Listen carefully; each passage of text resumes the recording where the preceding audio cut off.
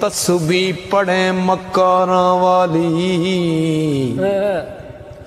तू दाढ़ी कीती चिट्टी, पराया माल तू एवें खादा,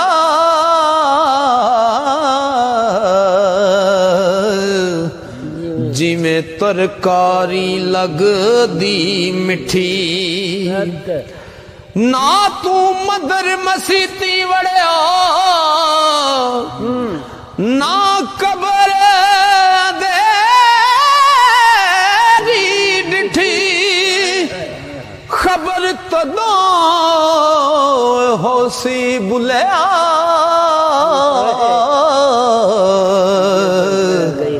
ओ जदों मुंह ते आई मिट्टी, खबर तदों ओ होसी बुलिया, जदों मुंह ते आ गई।